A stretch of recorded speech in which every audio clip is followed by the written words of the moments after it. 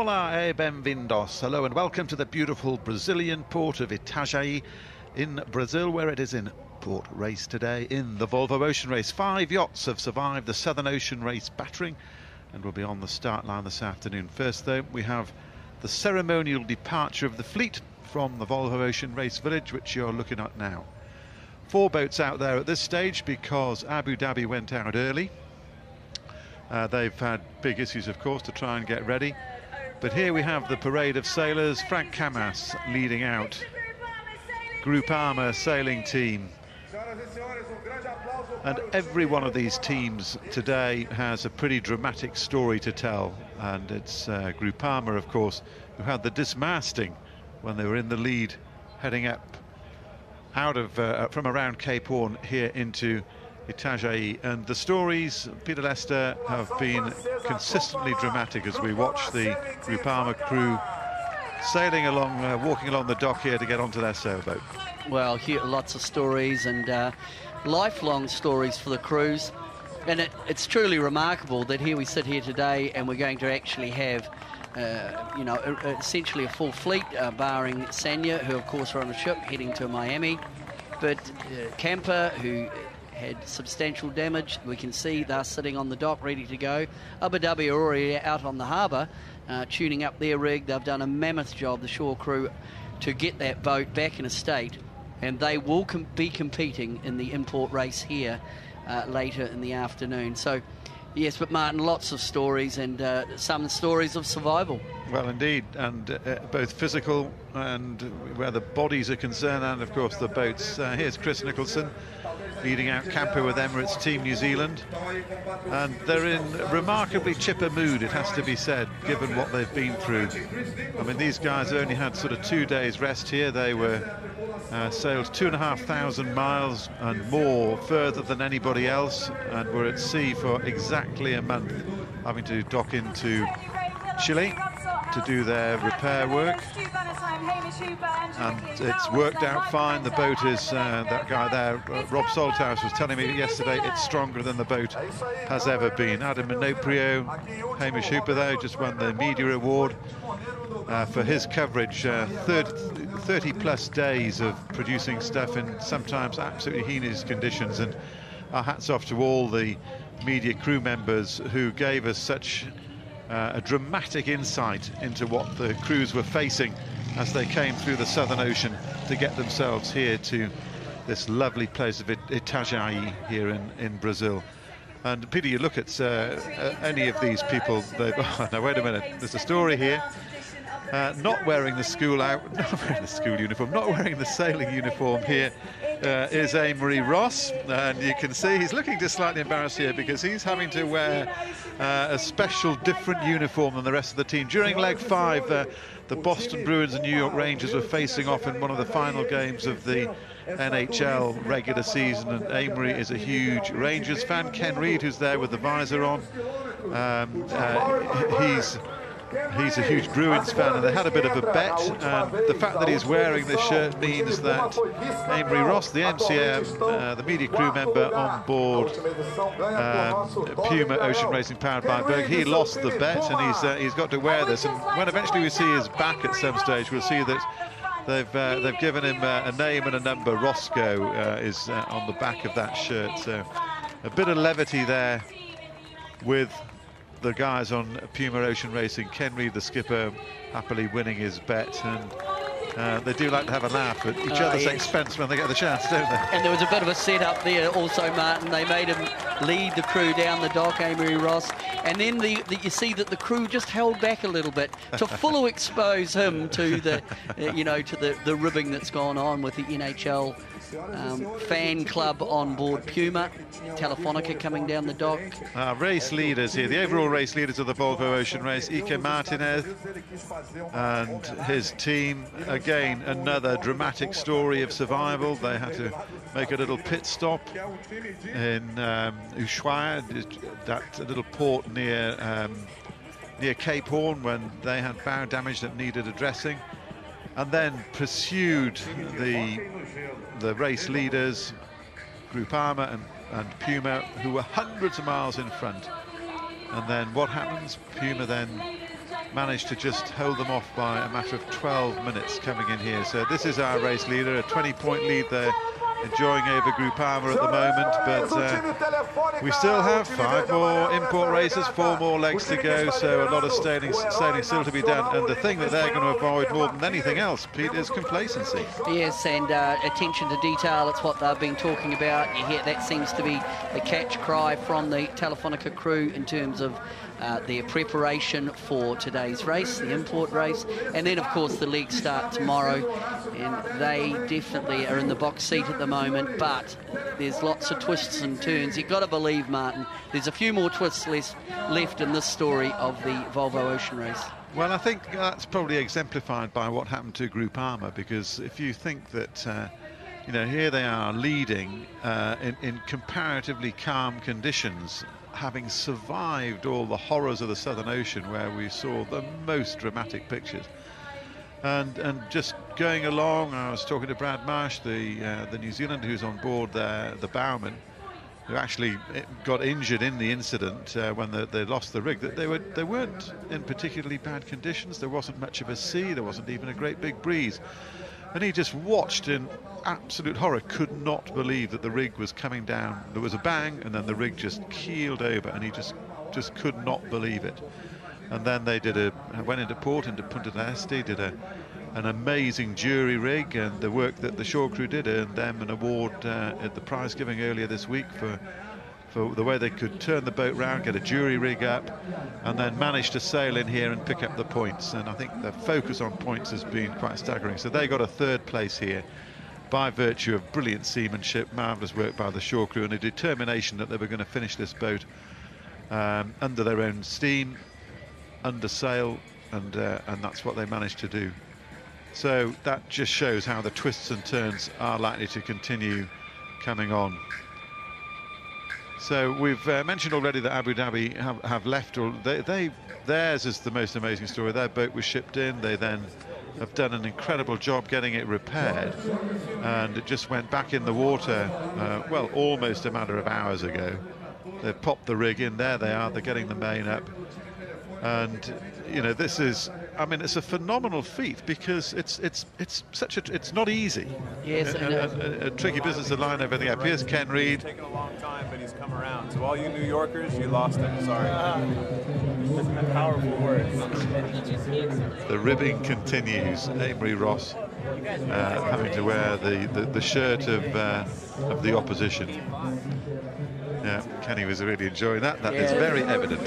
I have no doubt that many words spoken through the day between Kenny Reid and Amy Ross, who's the crew member on board. But there we have Abu Dhabi already out on the racetrack. They departed early, so that given they had to put the mast back in the boat this morning, and we can see they are hoisting their main. So they've been allowed a little bit of extra time out on the water to try and get a little bit of tuning done prior to the import race, which will be held later in the day. Right now, just taking a little bit of time to get their mainsail hoisted. But yeah, going back, Martin, the boat came off a ship, 36 hours ago. It came round to the Volvo Ocean Race Village, and then the boat builders and the shore crew took to the mammoth task, really, huge section, of correcting. I mean, 3-4 meters delamination in the top sides, and they worked tirelessly yesterday. Hive of activity, but it's great to see them out there. And Ian Walker last night at the skipper's press conference, very, very complimentary to his team, and rightly so, getting the boat back together. And he indicated at that time that Abu Dhabi would be racing today, so it's great to see them out there already and given a little bit of extra time to tune up. And it is really fine-tuning, I guess, and when they're dropping a rig in like that and getting back organised to to literally do that tuning, how big an issue is it for them? I mean, they've done it plenty of times, but things can go wrong. Yes, it's a complex operation, although what happens with rig in, rig out, it's basically it's all preset marked. and the mast is on a hydraulic jack that they can jack the mast back up to preset pressures, hydraulic pressure, and that would indicate that, you know, you really get 95 of the rig tune done by going back to marks, the tuning marks that would be set up on board Abu Dhabi, and in fact on all the boats. But it's just those last little tweaks that need to be done, and that's why Abu Dhabi are out there. You know, the bad thing for them, Martin, right now out on the course, it's pretty early, there isn't actually any wind. Well, that's good for them at the moment, isn't it? Yeah, I mean, but even so, they would like to just press the boat up a little bit to check everything's okay. To check that everything's okay. But I'd be very confident, given that they're out on the water, that we will see them in this in-port race later in the day. Well, there's no doubt they've shown a massive determination to make that work. It's been literally working absolutely round the clock, and we've been hearing stories of well, you know, some of the guys really just struggling to keep their eyes open, but just determined that they were going to get through and do it, and that's what they've done. Well, that is, of course, Azam means determined, and they're really showing how determined it is possible to be. So hopefully that will give us our 5-strong fleet here for the in-port race in Itajai. Talking of shore crew, it's the guys here from the camper shore crew having a chat with the guys on Puma, and all of them in a funny way looking forward to the departure tomorrow, so they can have a thank God they've gone party and have a bit of a rest, because they never rest when the boats are anywhere near. So there's our fleet today, minus Abu Dhabi. Lovely scenes here in Itajai. We're expecting a big crowd this afternoon. They turned out in their hordes when the boats came in, and we're expecting something similar for the racing this afternoon. Marvellous spot here. I think we've been, you know, we know that, you know, within here in Itajai, big maritime history here. Once upon a time it was home to the biggest fishing fleet in the world, still has the biggest fishing fleet in Brazil, but also it is a massive export port, third biggest port in Brazil, exporting a lot of agricultural produce from this absolutely gorgeous state of Santa Catarina. And the theme for, well, the motto of the area is quality of life, and they seem to have a pretty good quality of life here, and it was especially enjoyable for the crews coming in off their Southern Ocean battering, where the quality of life would best be described, Pete, as minimal or just simply non-existent. Well, it's almost non-existent, but certainly Itajai, what a lovely spot here on the Atlantic coast of Brazil. And I know the teams, and in fact all of us, have enjoyed our time here. It really is a delightful spot, and the people have been so friendly, so welcoming, and again, it's great to see the sport exposed to new venues. And you've got to believe in time, Martin, this is another place that you'd expect maybe to see future Volvo Ocean Race stopovers, maybe, but also in the expanded form of the sport. It's a beautiful bay, as we'll see when we get into the in-port race. It's perfect out here for sailing, and the wind conditions are normally pretty good. It's nice and warm, and the facilities ashore are fantastic. Now, it's been a great setup here, and talking before as we were about the trade here, we've not got any around at the moment, but we've seen some absolutely massive container ships coming out in that fairly narrow gap that you can see there from the river Itajai that flows out and is the sort of, well, that's Brad Marsh. He has a story to tell himself. He's well recovered from the awful injury he stuck a knife into his wrist when the rig broke on Group Armour, and he was up the mast. He's the bowman. His job was to be up the mast to try and cut the sail down so that they could, you know, get themselves organised, and he was working blind, and he just stabbed himself right through his wrist, you know, millimetres away from that is the wrist there, and well, he's got it strapped up at the moment. He's a character, is Brad. A wave for mum there. But we were looking at it, weren't we, Pete, with the strapping there, and you could see where he had 5 staples put in. The first 2 didn't take, Was losing blood so fast. The first two didn't take, and then he's got the scars there. It's like it looks like the stitching on a football of 3 big stitch marks where the staples were. And he showed us that it was, you know, just fractions, millimeters away from being a really, really serious injury. But he's fully recovered now. Tough guy. There's Chuni from Camper, Spanish sailor on board Camper with Emirates Team New Zealand with his wife. And I guess that's one of the nice things today, is that the farewell is just for this afternoon, because they will be coming back in this afternoon. His nickname Chuni, his full name Roberto Bermudez, absolutely legendary Spanish sailor, tough as they all are. Jack Lloyd there in the middle, in the blue, the race director. And we're just getting ready for the little farewell ceremony bit. The master ceremony is there, Johnny with his headphones on, and we'll fire up a bit of the razzmatazz in no time at all. Looking out on the over the track. I hope that, you know, the forecast is okay, Pete. And I hope, you know, we've got a couple of hours before the start, so hopefully it is going to come Yeah, the good. forecast for later in the day is actually quite promising, with a light to moderate breeze, and hopefully that will come in. We look out over the bay now, there's a little bit of breeze along the shoreline, a little bit flat out to sea, but we do have a fair bit of time yet to get the boats out on the water.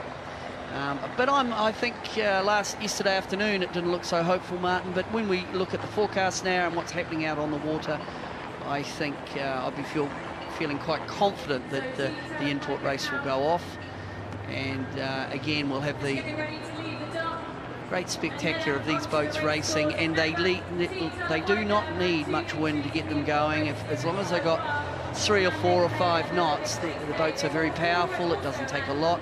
But what we will see, I'm sure, if it's a light air race, is if one boat gets a roll on or gets a good start, the speed differential can be huge, and we might see big gaps in this race. Well, we saw that in the Pro-Am race yesterday, where Chris Nicholson, who we're looking at now, he was getting his time runs really well in the Pro-Am races, and the point was made that if there are any Pro-Am races, but everybody wants to get the bragging rights, and this guy here, Chris Nicholson, on Camp with Emirates Team New Zealand, they certainly managed to do that, and they had in the 3 races a second in the first one, then 2 wins. And that really made your point, Pete, because on both occasions they just managed to get the jump and then just streaked away. Yeah, it's off the line. As start is such a big deal to make sure you're in the right position, but probably even more importantly that you're right up to speed, that you hit the line with pace on. If you hit the line and you're in a stall position, or you've got a boat underneath you slowing your progress, I would look for the boats to do good time on distance starts. As we look at Telefonica, just about ready to dock out. And there they go. So Ike Martinez there, helping lead the lines away as Telefonica leaves the dock, leads the fleet out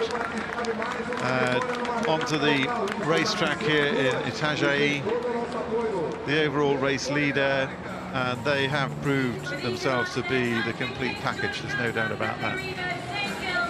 Certainly have, and other than one little hiccup that they had, really, and it could have been a major hiccup in the leg from Auckland to Itajai, which forced them to make a bit of a pit stop down at Cape Horn, but they only stopped for a matter of, 12 hours, and then they carried on to come up, and really, they almost pulled off, Martin, a place that could have been a remarkable story. They were 2.5 minutes behind the leader of the leg, and that was Puma.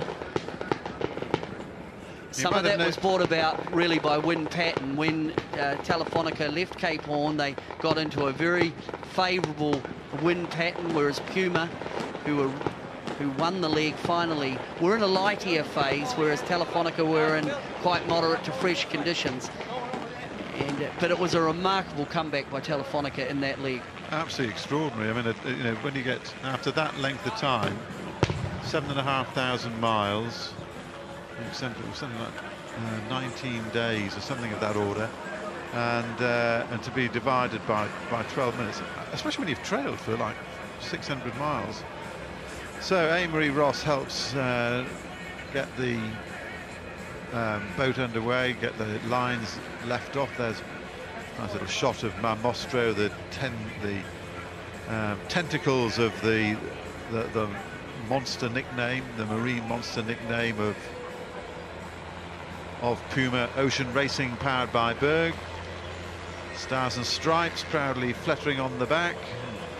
You'll notice that we certainly saw that with Telefonica, that they had a bit of a lean on the boat, and if you're wondering why if it looked a bit strange, that's because they cant the keel across to make it a little bit, it's pretty shallow, and they've been dredging regularly here, but the keel, when it's fully down, is 4.5 meters, and so you stick it out to the side a bit to reduce, which Ken Reid will be doing soon, to reduce the draft. Here he goes, he's just doing the check, and this is Ken Reid at the helm, oldest man in the fleet. Funnily enough, the man behind him is second 250, second oldest by 2 days. That was Tony Ray Trey of Camp with Emirates Team New Zealand, just sitting in the background there. Amy Ross pulls in the lines, immediate crewman in the enemy t-shirt, away he goes.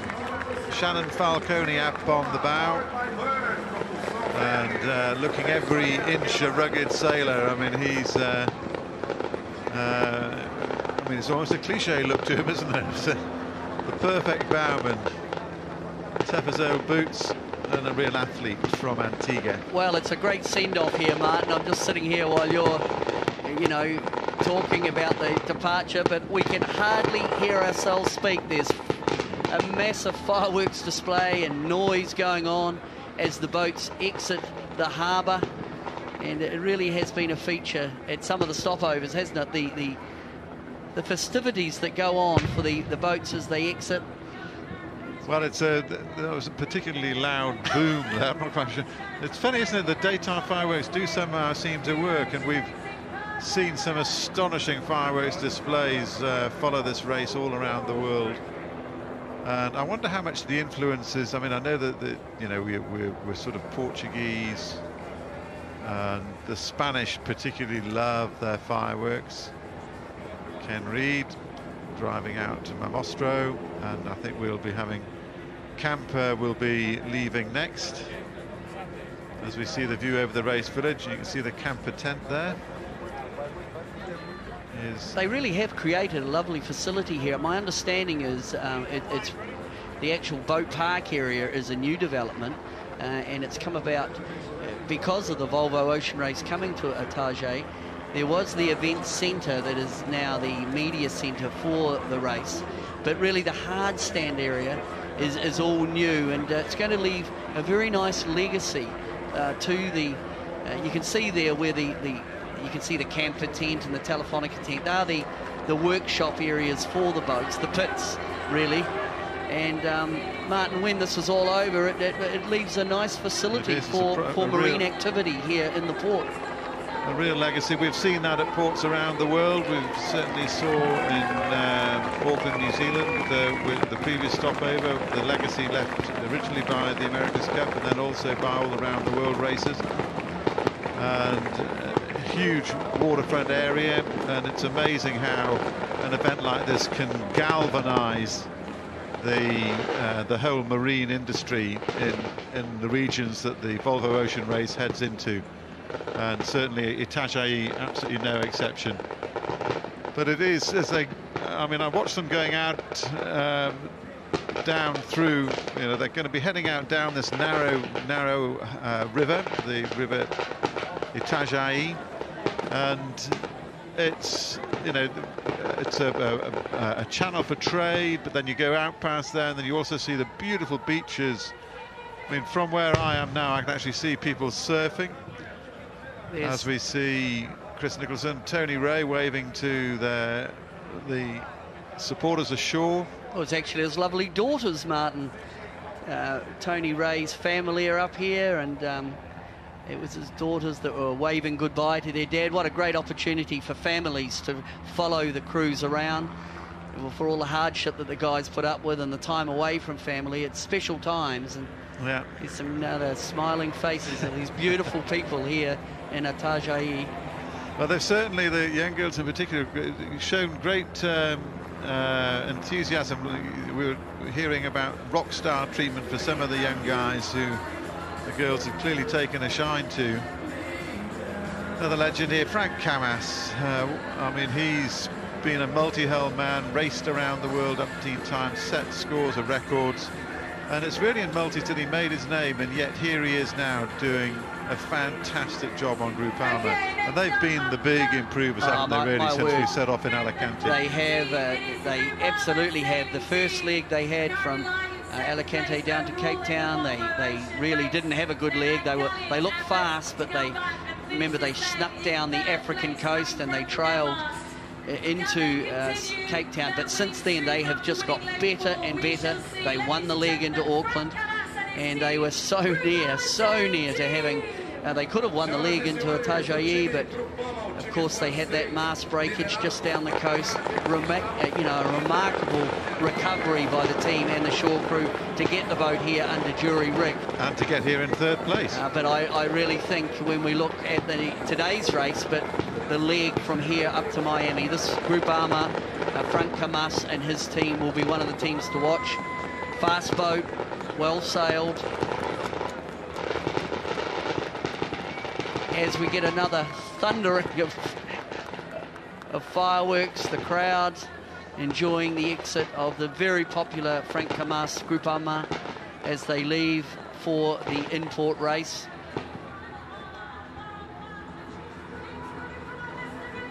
This boat there's Frank Camas, always busy. He's staying in the same hotel we're in, and he's a busy guy, and obviously very bright.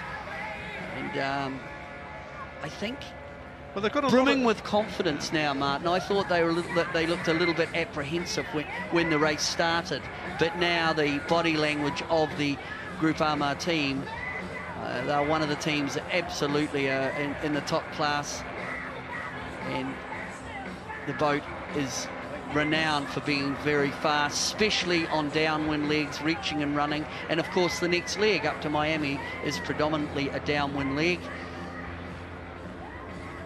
There's the Itajai River that we were talking about, and interesting looking at Frank Camas there, just handing the fender off, and the guy next to him was one of the guests, because some of the boats have guests on board for the in-port race. We had guests on every race, obviously, yesterday for the Pro-Am, but some people get the opportunity to ride on the real point scoring race today, and tomorrow we'll probably see a few jumpers where the guests jump off as the boats head off on their way to Miami. So we're going to leave you now here in Itajai, and as the boats go out, head out towards their preparation work and get their game faces on for the in-port race, which the points now are just getting more and more vital, obviously, as the race moves past its halfway stage. So as the final two boats, Camper with Emirates Team New Zealand, Groupama, head up the Itajai River out on the racecourse, we'll leave you now from